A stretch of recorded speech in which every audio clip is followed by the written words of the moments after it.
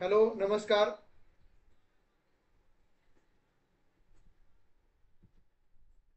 बघा, आपण नेट परीक्षेच्या दृष्टिकोनातून पेपर क्रमांक 2 जो मराठी विषय आहे, मराठी विषयाच्या अनुषंगानं आपण मागील काही दिवसापासून चर्चा करत आहोत. मित्रांनो, आपण जर पाहिलं तर परीक्षेचा अभ्यासक्रम अभ्यासक्रमानुसार प्रश्न विचारण्याची सेट, परीक्षेची पद्धत वेगळी आहे. नेट परीक्षेची प्रश्न विचारण्याची वेगळी पद्धत आहे.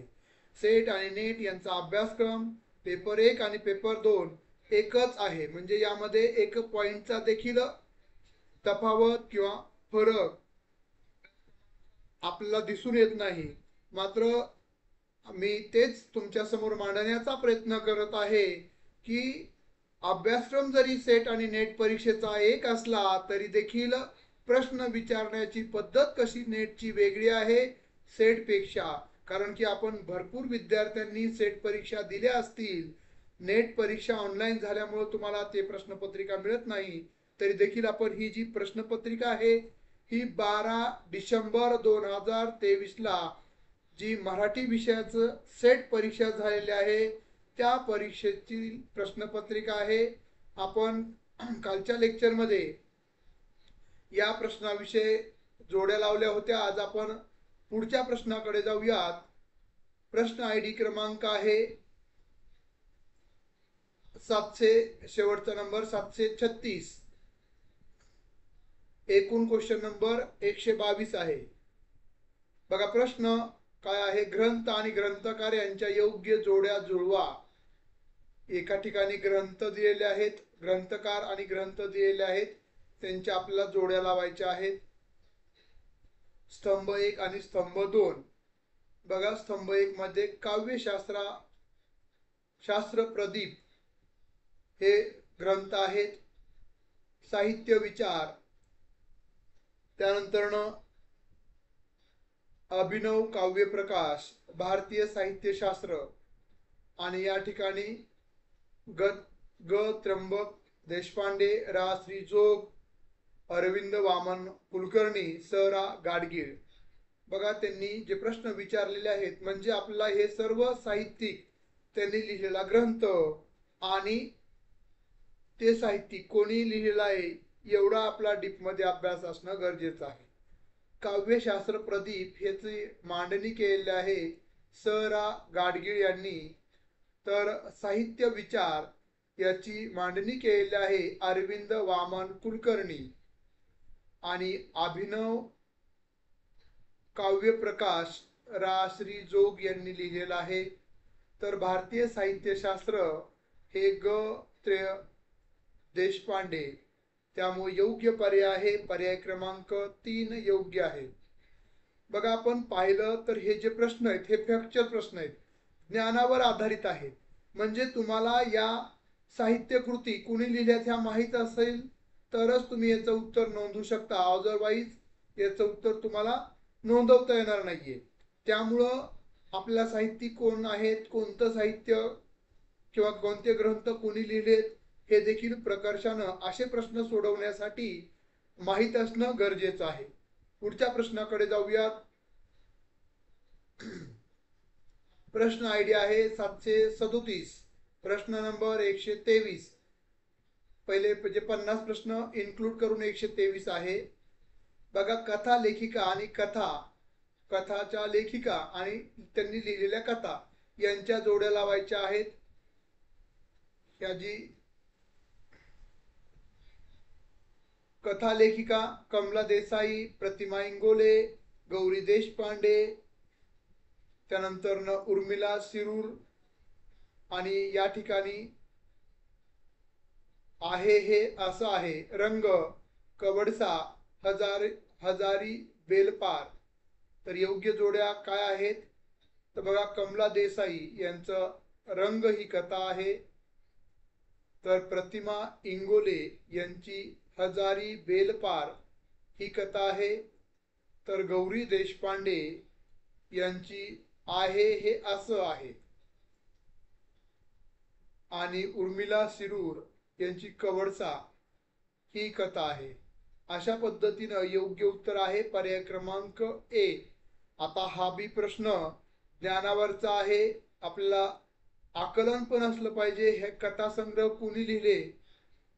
जे स्त्रीवादी कथा लेखिका आहेत, कथा लेखिका आणि त्यांचे कथासंग्रह हे जर आपल्याला माहित असतील तरच आपण याचं उत्तर योग्य आणि अचूक निवडू शकतो.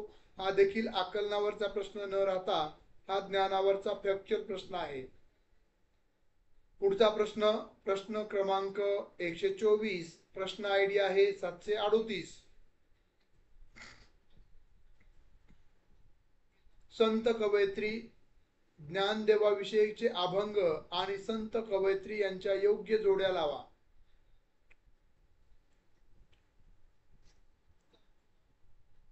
तर बघा, ज्ञानाचा सागर सखा माझा ज्ञानेश्वर, कृपेचा सागर माया बापा ज्ञानेश्वरा, शिव तो निवृत्ती विष्णू ज्ञानदेव पाही, ऐशी समदृष्टी करा ताटी उघडा ज्ञानेश्वरा. आपल्याला ताटीचे अभंग कुणी रचलेत हे माहित असेलच. त्याच्यानुसार देखील तुम्ही याचं उत्तर निवडू शकता. याचं योग्य जोड्या काय आहेत? ताटीचे अभंग कुणी रचलेले आहेत? मुक्ताबाईने. आपल्याला माहित आहे मुक्ताबाई या संत ज्ञानेश्वराच्याच भगिनी होत्या. त्यानंतर ज्ञानाचा सागर सखा माझा ज्ञानेश्वर, जनाबाई, संत जनाबाई या नामदेवांच्या शिष्या होत्या. कृपेचा सागर माया बापा ज्ञानेश्वरा, याचं योग्य उत्तर आहे भागू. आणि शिव तो विष्णू, शिव तो निवृत्ती विष्णू ज्ञानदेव पाही, कानोपात्रा, संत कानोपात्रा यांनी लिहिलेले अभंग आहेत. अशा पद्धतीने जोड्या लागतात. योग्य पर्याय आहे पर्याय क्रमांक 3. हा देखील प्रश्न आपला अभंग म्हणजे संत साहित्य त्यांनी केलेले अभंग याचं देखील आकलनावरचा भाग आपल्याला विचारलेला आहे. आकलन आणि ज्ञान याचं हे कॉम्बिनेशन आहे. पुढचा प्रश्न, प्रश्न आयडी आहे 125. प्रश्न क्रमांक आहे 125. प्रश्न आयडी आहे 739. शिवरायांच्या अष्टप्रधान मंडळातील पूर्वीची पारसी नावे आणि शिवरायांनी बदललेली त्यांची नावे यांच्या योग्य जोड्या लावा.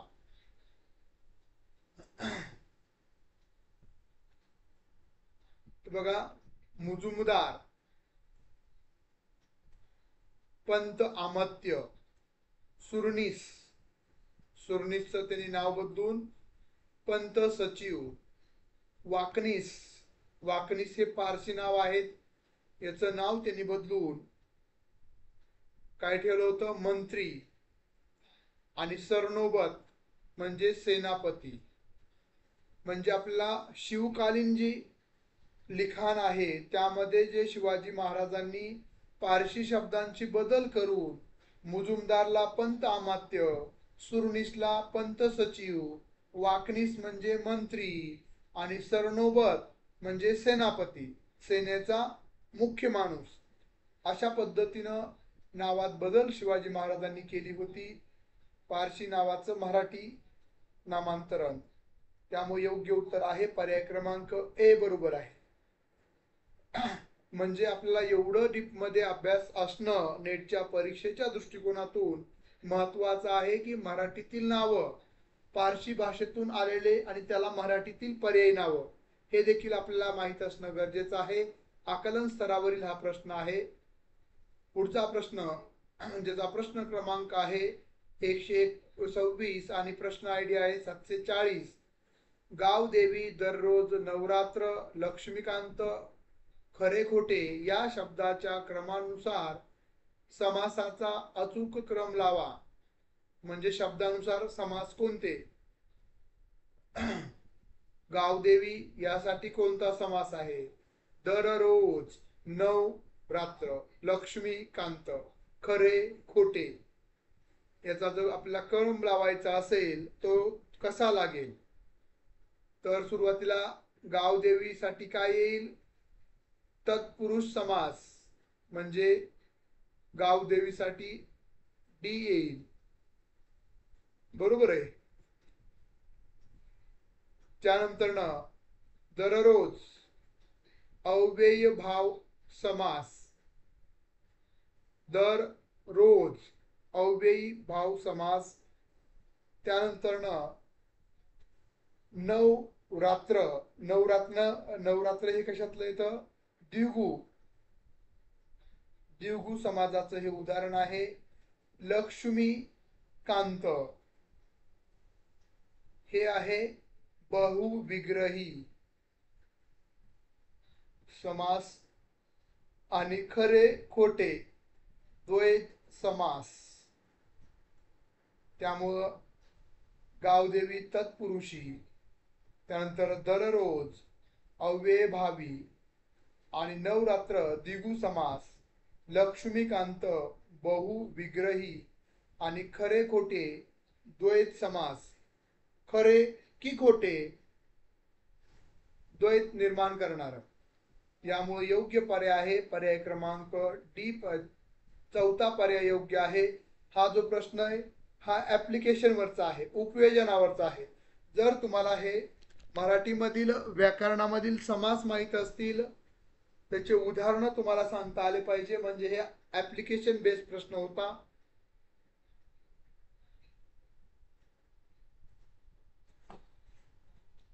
तुमची प्रतिक्रिया तुम्ही उत्तराच्या स्वरूपात चॅट बॉक्स मध्ये नोंदवू शकता.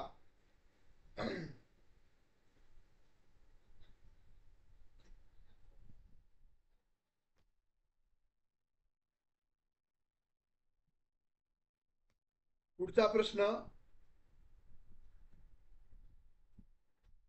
प्रश्न आहे प्रश्न क्रमांक 127. प्रश्न आयडी आहे 741. बघा, तमाशा या कला प्रकारात असणाऱ्या घटकाचा क्रम निश्चित करा. तमाशा हे एक लोककला प्रकार आहे. त्याच्यामध्ये असणारा जो क्रम आहे तमाशाचं, म्हणजे वग कधी असतं, गण, बतावणी, लावणी, गवळण कधी असते, त्याचा क्रम बघा. म्हणजे सेट मध्ये आणि नेट मध्ये किती फरक आहे. त्यांनी डायरेक्ट लोककला घेतली, त्यातला क्रम तुम्हाला लावता आला पाहिजे, म्हणजे त्या लोककला तुम्हाला अतिशय डीप मध्ये माहित असेल तरच तुम्ही त्या क्रम लावू शकता. तर वग,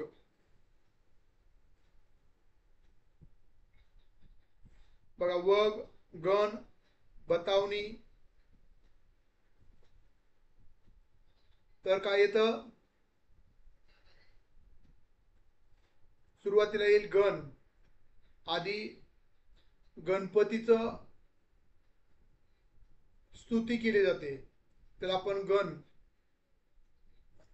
म्हणजे तमाशा सुरू झाल्यानंतर गणपतीला वंदना केली जाते, गणपती वंदना. त्याच्यानंतर हे 1 नंबरला आलं.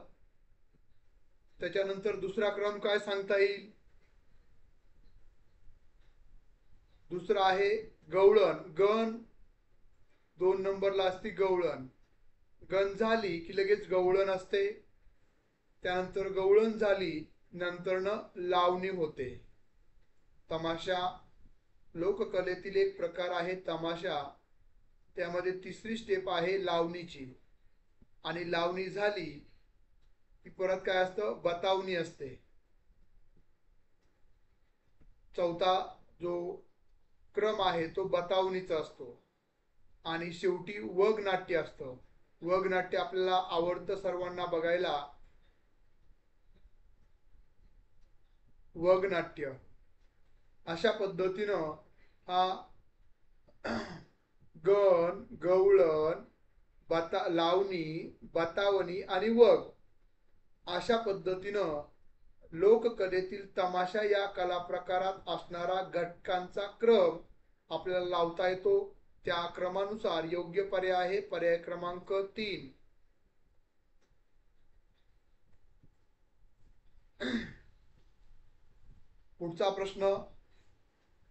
पुढचा प्रश्न आयडी आहे 128.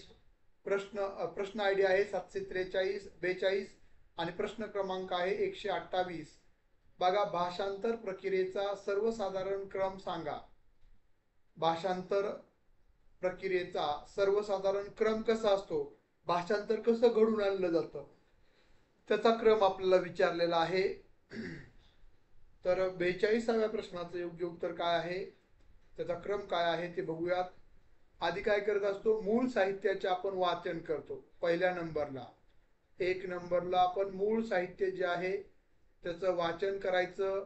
त्यानंतर कठीण शब्दाचे अर्थ शोधायचे. जे कठीण शब्द आहेत त्याचे अर्थ शोधायचे. त्यानंतर वाक्यांचे भाषांतर करून घ्यायचं. नंतर डायरेक्टली वाक्यांचं तुम्ही भाषांतर करू शकता.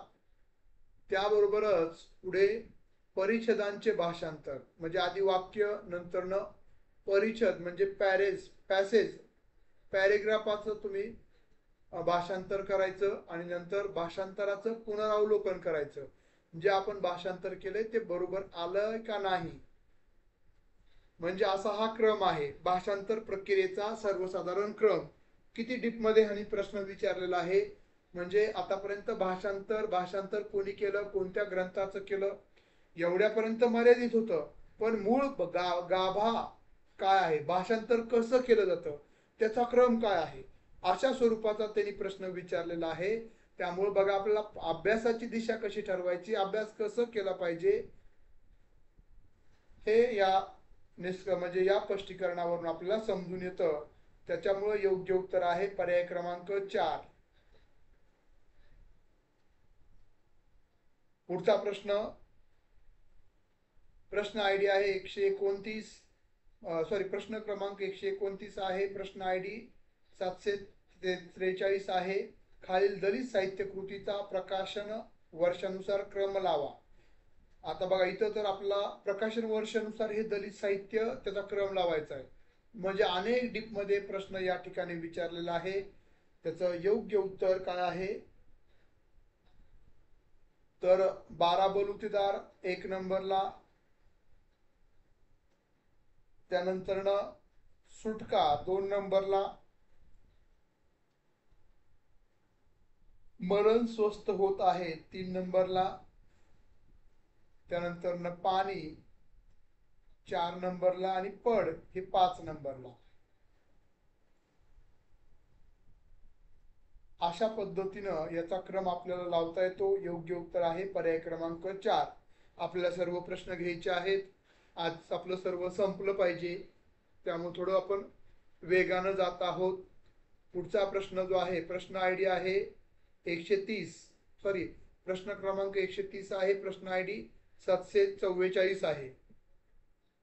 पुढील पंक्तीचा गवळण, विरहिणी, भारूड, अभंग, लावणी याप्रमाणे क्रम लावा. बघा, हा जो क्रम लावायचा जो त्यांनी प्रश्न 5 सलग त्यानं विचारले, म्हणजे यांनी किती डीप मध्ये विचारण्याचा प्रयत्न केला आहे, जेणेकरून आपल्याला ते फॅक्च्युअल माहिती असणं गरजेचं आहे. हरीची म्हणजे इथं काय करायचं, सुरुवातीला गवळण कोणते आहे, विरहिणी कोणती, भारूड कोणतं आहे, अभंग आणि लावणी कोणती, याचा क्रम लावायचा आहे. आधी आपल्याला गवळण कोणती ती ओळखायचं आहे. तर गवळण कोणची आहे, वारियाने कुंडल हाले, डोळे मोडीत राधा चाले, 1 ही झाली गवळण. विरहिणी कोणती आहे, तर चंदनाची चोळी माझे सर्व अंग पोळी, कानो वनमाळी वेगी भेटवा, हे झालं 3 नंबर, 2 नंबर, म्हणजे विरहिणी. विरहन सांगणार. त्यानंतर भारूड कोणता आहे, माय माझ्या बापा बायला झाला, गोड गोड लिंबच वाटून प्याला, 18 मुले झाली त्याला. त्यामुळे योग्य नंबर ह्याचं भारूड आहे 3. त्यानंतर आहे हरिणीचे पाडस व्याघ्रे धरिले मज लागे झाले तैसे देवा. हे आहे अभंग, ज्याचा भंग होत नाही असा 4 नंबर. आणि लावणी सरळ चिरी कुंकवाची कपाळी लाल जशी पिकली मिरची, ही झाली 5व्या नंबरची लावणी. योग्य पर्याय आहे पर्याय क्रमांक 2. बघा, प्रश्न आकलन आणि उपयोजन अशा वेगवेगळ्या स्तरावर त्यांनी विचारलेले आहेत. प्रश्नाची खोली सखोलता आपण पाहू शकता. 131वा प्रश्न, प्रश्न ID 745. पुढील ग्रामीण साहित्याचा त्याच्या लेखन प्रारंभाच्या काळाच्या आधारे क्रम लावा. बघा, ग्रामीण साहित्य दलित साहित्य होतं, त्याचा क्रम लावायचा होता. आता ग्रामीण साहित्याचा लावायचा आहे. तर सुरुवातीला र वा दिघे 1 नंबर. पुढेच लिहूया इथं आपण 1 नंबरला डी, या ठिकाणी 1 नंबर येईल.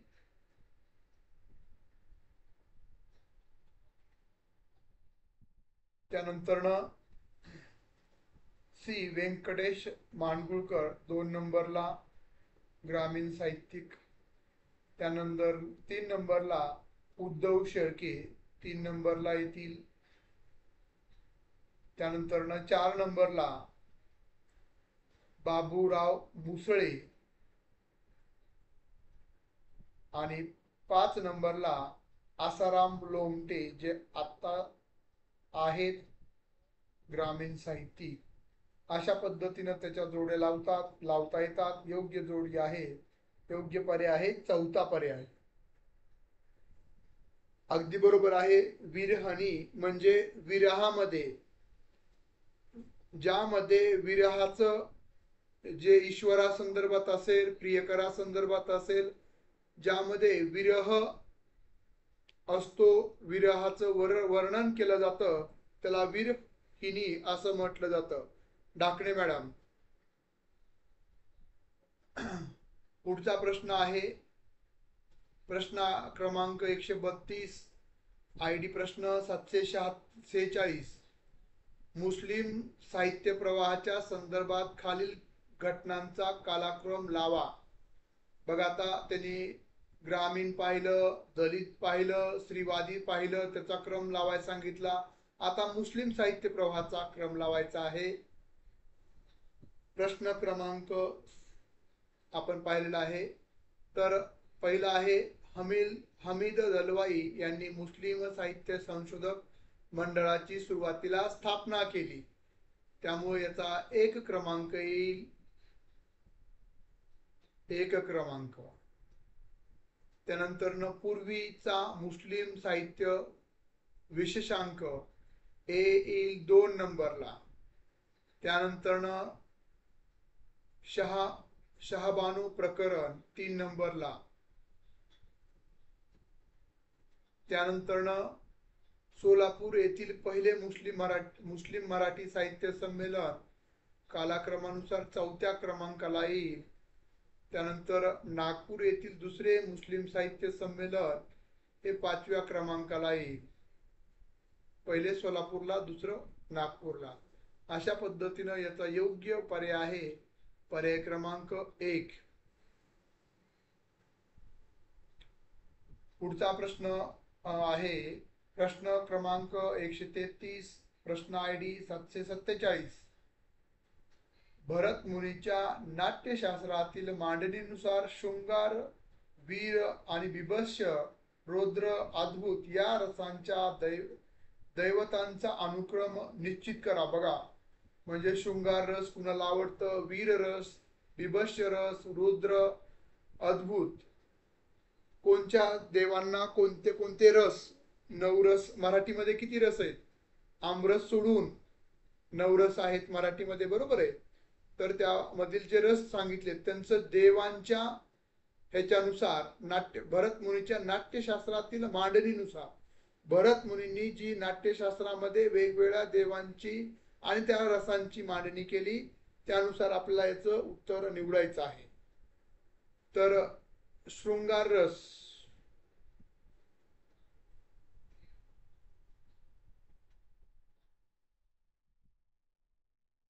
शृंगार रस विष्णू, शृंगार रस विष्णू देवता. त्यानंतर वीररस, वीररस महेंद्र म्हणजेच महादेव. बिभत्सरस महाकाल, बिभत्स. आणि रौद्र, रौद्र रस, रुद्र म्हणजे महादेव, रुद्र अवतार म्हणजे महादेव. आणि अद्भुत रस म्हणजेच ब्रह्मा. अशा पद्धतीनं शृंगार रस विष्णू, वीररस महेंद्र, बिभत्सरस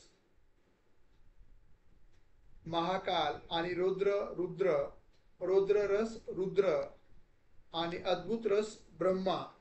अशा पद्धतीनं आपण सांगितलेलं नाहीये, हे भरत मुनींनी नाट्यशास्त्रातील मांडणीसाठी हे वापरलेलं आहे.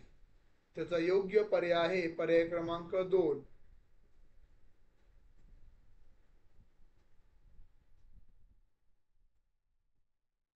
पुढचा प्रश्न बघा, प्रश्न क्रमांक 134, प्रश्न ID 748. लघुकथा, कथा, लघु कादंबरी, कादंबरी, पथनाट्य या क्रमाने दिलेल्या साहित्य कृतीचा क्रम लावा.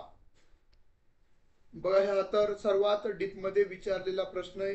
आता आपल्याला माहित असलं पाहिजे की लघुकथा कोणती आहे, कथा कोणती आहे, लघु कादंबरी कोणती आहे, कादंबरी कोणती, पटनाट्य कोणते, तरच आपण याचं योग्य उत्तर निवडू शकतो.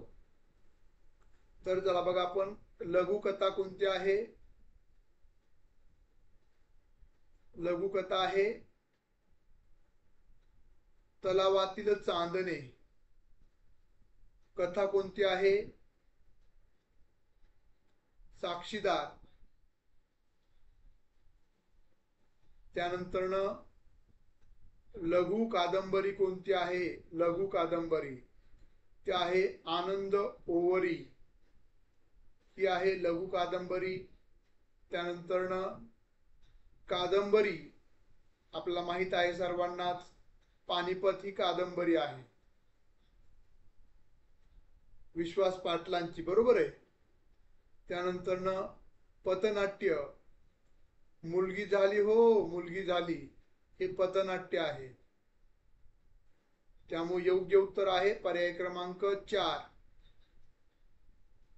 समजला प्रश्नांचा स्तर कसा आहे, आकलन, उपयोजन तिन्ही कौशल्य म्हणजे प्रश्नांचे या ठिकाणी त्यांनी वापरलेले आहेत. पुढचा प्रश्न आहे 135वा. प्रश्न ID आहे 749. स्मृती चित्रे मधील खालील लेखांचा अनुक्रम लावा. बघा, या ठिकाणी लिहितं पण त्यांनी डीप मध्ये, तुम्हाला वन लाईन प्रश्न या ठिकाणी दिसणारच नाही नेट परीक्षेमध्ये. हे एक खासियत आहे, पेपर 1 असेल पेपर 2 मध्ये असेल, त्यामुळे वेळ निश्चितच जास्त लागतो.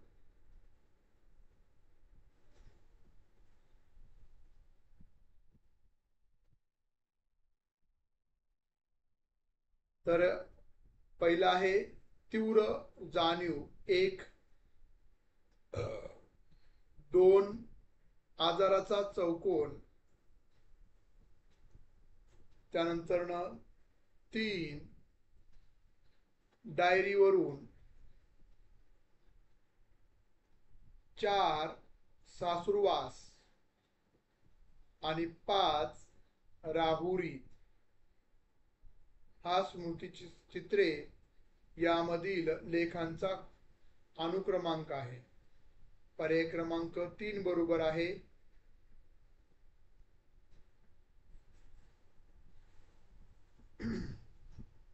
पुढचा प्रश्न ID आहे 136.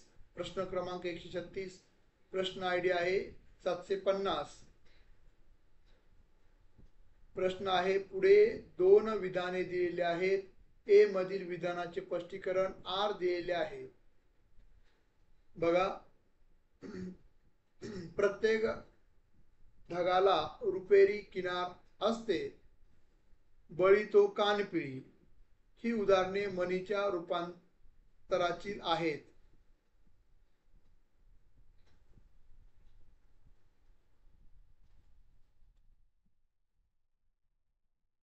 योग्य उत्तर काय आहे? बघा, प्रत्येक ढगाला रुपेरी किनार असते, बळी तो कानपिळी. म्हणजे योग्य दोन विधान अचूक पर्याय निवडा. तर अचूक पर्याय आहे एक. ए आणि आर बरोबर असून आर हे ए चे स्पष्टीकरण आहे. त्यामुळे पर्याय क्रमांक ऍप्लिकेशन वरचा प्रश्न होता, आकलन विथ ऍप्लिकेशन. पुढचा प्रश्न आय डी 51-751, प्रश्न क्रमांक 37-100. पुढील दोन विधाने दिलेली आहेत. ए मधील विधान स्पष्टीकरण आर मध्ये दिलेलं आहे. बघा, विधान आहे, कोणत्याही साहित्याचा इतिहास त्या साहित्यातील एखाद्या दुसऱ्या पैलूला प्राधान्य देऊन लिहिणे शक्य असते, पण तो इतिहास संपूर्ण साहित्याचा इतिहास ठरत नाही. त्याचं रिझन मराठी साहित्यातील राष्ट्रवाद, मराठी साहित्यातील गांधीवाद आणि मराठी साहित्यातील प्रवास वर्णन ही त्याची उदाहरणे आहेत. तर योग्य उत्तर आहे पर्याय क्रमांक एक. ए आणि आर बरोबर असून त्याचं योग्य स्पष्टीकरण आहे. पुढचा प्रश्न आय डी 38-100 आणि प्रश्न आय डी आहे 752. प्रश्न क्रमांक 138. पुढे दोन विधाने दिलेली आहेत. ए मधील विधानाचे स्पष्टीकरण आर मध्ये दिलेलं आहे. ए विधान मध्ये, ज्ञानेश्वरांनी भक्ती हेच साधन व भक्ती हेच साध्य या बैठकीवरच वारकरी संप्रदायाची उभारणी केली आहे. सर्व जणांना सुलभ साध्य होण्यासाठी ज्ञानेश्वरांनी वारकरी संप्रदायाची संघटना केली. या दोन विधानाच्या आधारे अचूक पर्याय निवडा. तर योग्य पर्याय आहे ए आणि आर बरोबर असून आर हे ए चे अयोग्य स्पष्टीकरण आहे. स्पष्टीकरण चुकीचं आहे असं म्हटलेलं आहे. पर्याय क्रमांक 2 बरोबर आहे.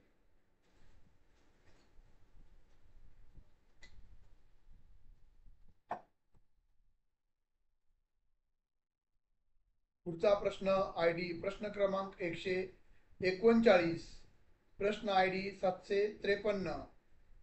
त्या स्वरूपाचा प्रश्न आहे, ऐतिहासिक कादंबरी हे प्राचीन महाकाव्याचे अर्वाचीन रूप होय. ऐतिहासिक कादंबऱ्या लिहिणाऱ्या फार थोड्या लेखकांना आपल्या कलाकृती संदर्भात गुणवत्तेच्या दृष्टीने महाकाव्याची पातळी गाठता आली. प्रश्न आय डी काय आहे? 53. योग्य उत्तर आहे पर्याय क्रमांक 2. ए आणि आर बरोबर आहेत, फक्त त्याचं अयोग्य स्पष्टीकरण अयोग्य आहे. पुढचा प्रश्न आय डी आहे 140. प्रश्न क्रमांक 140. प्रश्न आय डी 754. पुढे दोन विधानं दिलेले आहेत. भारतीय साहित्यशास्त्र आनंदवर्धन, अभिनव गुप्त इत्यादी शास्त्रकारांनी सरहद रसिकाला दिलेले महत्व, वैदर्भी, गोंडी इत्यादी रीतिभेदांचे चर्चा यांचा संबंध अभिरुची विचारांशी आहे. विधान 2. पाश्चात्य परंपरेतील अभिजातवाद आणि निर्भरशीलतावाद या वाङ्मय प्रवृत्तीचा संदर्भ दोन वेगवेगळ्या अभिरुचीशी आहे.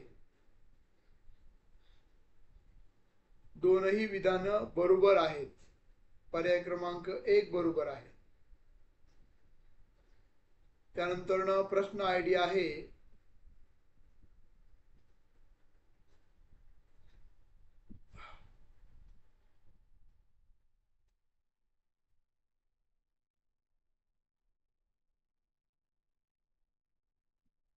उत्तरावर आधारित प्रश्न दिलेले आहेत. या ठिकाणी एक उतारा दिलेला आहे आणि उतार्यावर आधारित आपल्याला 5 प्रश्न दिलेले आहेत. भारतीय साहित्य मूलतः मौखिक परंपरेने प्रस्तुत झाले आहे. वेदांचे विशिष्ट स्वरवह पठन करूनच वेद जिवंत ठेवले गेले. स्वरावरोह म्हणजे मुखपाठ एका पिढीकडून दुसऱ्या पिढीकडे प्रस्तुत झाले. संतांचे अभंगही मौखिक परंपरेनेच प्रस्तुत होत राहिले. साहित्य कृतीची हस्तलिखिते तयार झाली आणि त्याच्या प्रती तयार केल्या जाऊ लागल्या, तरीही मौखिक प्रसार परंपरा टिकून राहिली. हस्तलिखित परत तयार करणे हे कष्टाचे काम असल्याने आणि प्रतीची संख्या मोजकी असल्यामुळे एका पुराणिक बुवाने ग्रंथाचे वाचन करायचे आणि भोवताली जमलेल्या श्रोतवर्गाने श्रवण करायचे अशी पद्धत पडली. या प्रसार पद्धतीचे प्रतिबिंब ज्ञानेश्वरी आणि दासबोध यासारख्या ग्रंथाच्या रचनाबंध ही पडलेले दिसून येते. या दोनही ग्रंथांमध्ये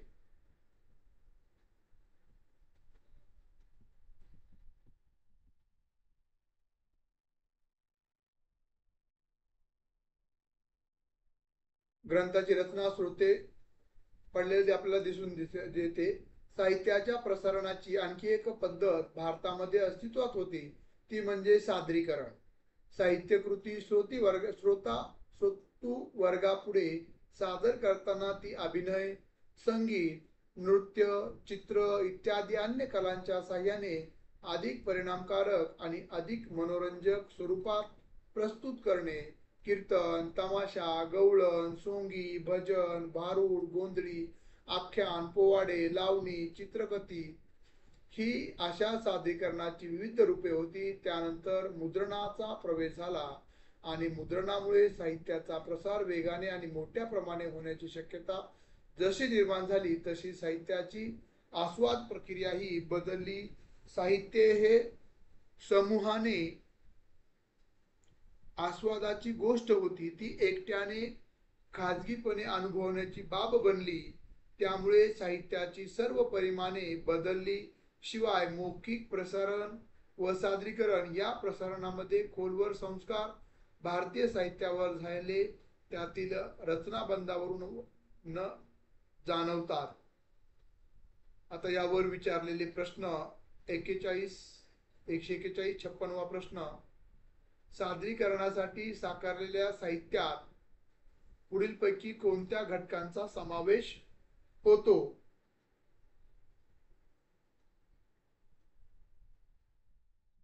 तर योग्य उत्तर आहे सादरीकरण. लावणीचं सादरीकरण होतं, बरोबर आहे. त्यामुळे योग्य उत्तर आहे पर्याय क्रमांक 3. पुढचा प्रश्न. मौखिक प्रसारण व सादरीकरण यांचे भारतीय साहित्याच्या कुठल्या घटकावर संस्कार झाले?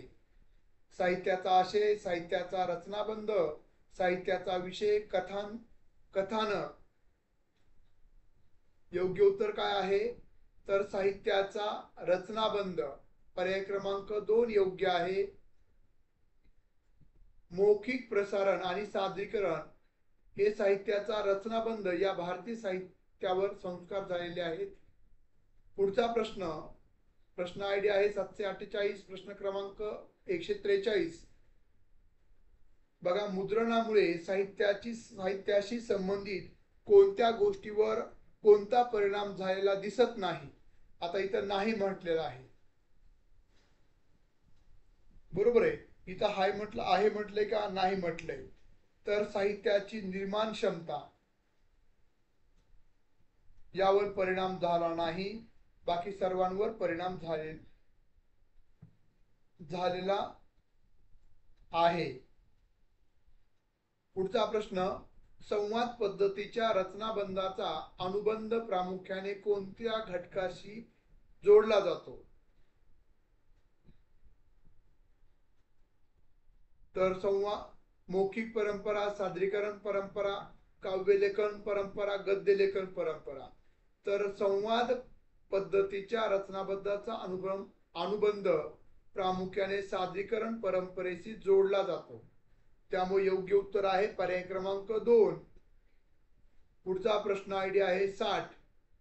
मराठी साहित्याच्या पारंपरिक सादरीकरणात पुढील कोणत्या रूपाचा समावेश होत नाही? सादरीकरणामध्ये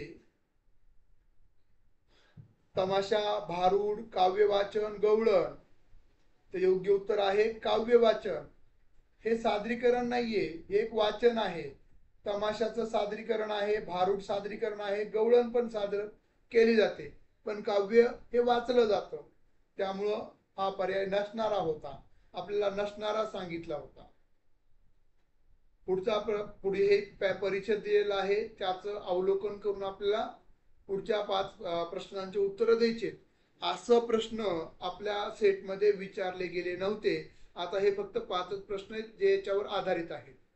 बघा, म्हणजे एवढे 5 प्रश्न झाले की आपलं 100 प्रश्न संपतात. मात्र तुम्ही पाहिलं असेल 10-10 प्रश्नांचं त्यांनी, जसं की स्त्रीवादी साहित्य म्हणजे साहित्य आले की 10 प्रश्न त्याच पद्धतीचे, परिच्छेदावरचे प्रश्न सलग 10 प्रश्न त्या पद्धतीचे, ग्रामीण साहित्याच्या प्रकारानुसार, काव्याच्या प्रकारानुसार तुम्ही पाहिलं असेल व्याकरणाचे 10 प्रश्न सलग आहेत. म्हणजेच आकलनावरचे, संकल्पनावरचे, उपयोजनावरचे हे जे त्यांनी प्रश्न केलेले आहेत, ते जे प्रश्नांचं जे स्वरूप आहे, ते प्रश्नांचं स्वरूप आपल्या विचारांना प्रवृत्त करणार आहे, आपल्याला विचार करायला प्रवृत्त करणार आहे. त्यामुळं सेट परीक्षेमध्ये आणि नेट परीक्षेमध्ये हा महत्वाचा बदल आहे. हा महत्वाचा बदल जर आपल्याला समजला, आपण अवगत केला, तरच आपण या नेट परीक्षेमध्ये चांगले गुण म्हणजे 120 गुण आपण पेपर 2 मध्ये मिळवू शकणार आहात. म्हणजे 100च्या पुढे मिळवणं खूप सोपं आहे. फक्त आपल्याला परीक्षेचा पॅटर्न समजणं गरजेचं आहे. तो पॅटर्न आज आपण म्हणजेच मागील 4 दिवसापासून, मागील 4 लेक्चर्स पासून पाहत होतो. आणि म्हणजे जेणेकरून आम्हाला कळावं की जे आपल्याला कुठं जायचंय, आपल्याला जायचंच आहे. प्रत्येक जण कोणच इथं राहायला आलेला नाहीये, प्रत्येकाला एक ना एक दिवस जायचंय. पण ज्यावेळेस जायचंय त्यावेळेस आपण जाऊयात. पण तोपर्यंत जे आपल्या विचाराला प्रवृत्त करणार आपल्याला माहित असलं पाहिजे की बाबा कशा पद्धतीने आपल्याला जायचंय, चांगलं काम करून जायचंय का काय करायचं. मग आपल्याला परीक्षेला जायचंय, अर्ज भरलाय म्हणजे तुम्हाला परीक्षेला जाणं गरजेचंच आहे. पण काय परीक्षेला गेलात म्हणजे तुम्हाला रिझल्ट येणार आहे का? नाही. त्यासाठी प्रश्न कसे विचारले जातात, परीक्षेमध्ये यश मिळवण्यासाठी एकंदरीत अभ्यासक्रम आपल्याला माहित आहे, आपला अभ्यासक्रम आपल्या जवळ आहे. पण त्या अभ्यासक्रमावर आधारित प्रश्न कसे विचारले जातात, प्रश्नाचं स्वरूप काय आहे, हे जर आम्हाला समजलं तरच आम्ही आमच्या अभ्यासाची दिशा आणि दशा निश्चित करू शकतो. यामुळे आपण आटासानं हे 4 लेक्चर मध्ये मागील 100 प्रश्नांचा आढावा घेतलेला आहे. जी 12 डिसेंबर 2023 रोजी जी नेट परीक्षा झाली होती, त्याचा हा प्रश्नपत्रिका आहे. ही प्रश्नपत्रिका आपण आपल्या ॲपवर पण टाकलेली आहे, ज्याच्या माध्यमातून तुम्हाला तुमच्या अभ्यासामध्ये प्रगती करता येईल. तुमच्या अभ्यासाची दिशा किंवा परीक्षाभिमुख अप्रोच किंवा आपण त्याला दृष्टिकोन म्हणतो मराठीमध्ये. परीक्षाभिमुख दृष्टिकोन म्हणजेच परीक्षेला जे प्रश्न विचारले जातात त्या पद्धतीचा अभ्यास करणं किंवा करण्याची पद्धत, त्याला आपण परीक्षाभिमुख दृष्टिकोन म्हणतो. तो आपल्यामध्ये निश्चितच विकसित होईल, हीच आपण अपेक्षा करूयात. जे विद्यार्थी नवीन असतील, ज्या विद्यार्थ्यांना सेट परीक्षा असेल, नेट परीक्षेसाठी क्लास जॉईन करायचे असतील, त्यांनी 96 89 04 77 38 या क्रमांकाला तुम्ही कॉल करू शकता आणि क्लास संदर्भात डिटेल्स माहिती घेऊ शकता. अतिशय कमी शुल्कामध्ये आणि सर्व मुद्द्यांचं सखोल विश्लेषण असणारा हे आपले क्लास आहेत. आपण क्लास म्हणजे एक छंद म्हणून किंवा एक आपलं पिजन किंवा आपलं एक आवड म्हणून, इथं आपला व्यावसायिक दृष्टिकोन नाही. त्यामुळे प्रत्येक विद्यार्थ्यांच्या समस्या असतील, तुमचे प्रश्न असतील, तुम्ही कधीही कॉलमध्ये कॉल करून किंवा मेसेजद्वारे त्याचे उत्तर तुम्हाला मिळवू शकता। त्याबरोबरच तुमच्या एखाद्या संकल्पनेवर तुम्हाला चर्चा करायची असेल ती चर्चा देखील तुम्ही करू शकता। ज्याचे स्वातंत्र्य प्रत्येक विद्यार्थ्यांना आपण देतो। हे सर्व 8 तास हा विद्यार्थ्यासाठी आहे। विद्यार्थी हा आपला केंद्रबिंदू आहे। विद्यार्थ्यांना समजलं तरच विद्यार्थ्यांचे रिझल्ट येतात। त्यामुळं विद्यार्थ्यांना समजेल उमजेल या भूमिकेतून आपण तेवढ्या डीपली पेपर 1 लेक्चर्स असतील, पेपर 2 चे लेक्चर्स असतील आणि मी स्वतः घेत असल्यामुळं आपल्याला एवढ्या विश्वासपूर्वक सांगू शकतो।